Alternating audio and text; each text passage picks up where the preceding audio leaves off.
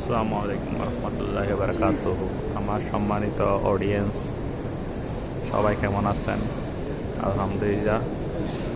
আজকে আমি বরাবরের মতো মসজিদে নববীতে হযরত নবী করিম সাল্লাল্লাহু আলাইহি ওয়াসাল্লামের রওজা মোবারকের সামনে এসে পৌঁছেছি। নামাজ শেষ করে এখানে আসতে পেরেছি। এখানে অনেক জ্যাম ছিল, সেজন্য আমি তাড়াতাড়ি আসতে পারিনি। আমি নামাজের পরে এসে এখানে আসতে পারি, নামাজের সময় এসে পৌঁছাতে পারি না। রাসূল সাল্লাল্লাহু আলাইহি ওয়াসাল্লামের রওজা আমি একটু জুম করে ভিডিও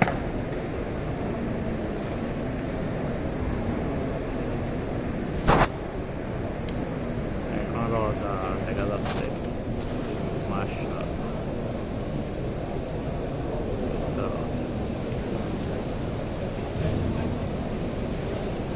আমি রওজা আলো বাড়িয়ে দিলাম মোবাইলে। ডান পাশের যে খালি জায়গাটা আছে, এই খালি জায়গাটা রাখছি যে এর জন্য আমাদের সর্বশেষ দুনিয়াতে আসবেন ঈসা আলাইহিস সালাম, ওনার জন্য এটা রাখছেন, হযরত ঈসা আলাইহিস সালামের জন্য, যে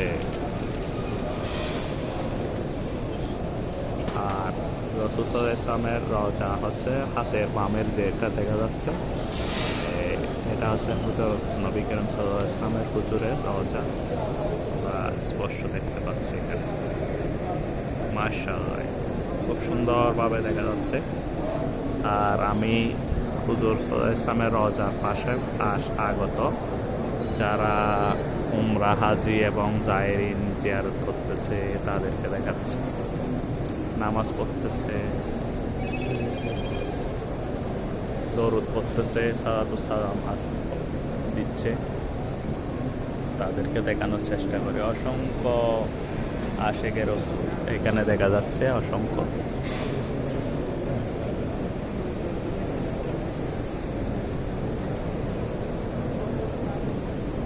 এখানে আরব অনারব সবাই আছেন, বাঙালি, ইন্ডিয়ান, পাকিস্তান, নেপাল, শ্রীলঙ্কা, ইন্দোনেশিয়া সবাই আছে।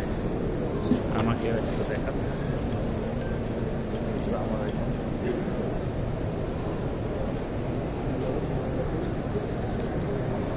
হুজুর সাল্লাল্লাহু আলাইহি ওয়াসাল্লামের রওজা এসে নিজেকে অনেক সৌভাগ্যবান মনে হচ্ছে। হুজুরের কাছ থেকে এসেছি এবং জিয়ারত করতেছি, দরুদ পাঠ করতেছি, এবং আমার সকল অডিয়েন্সের জন্য, চেনা অচেনা সবার জন্য দোয়া রইল।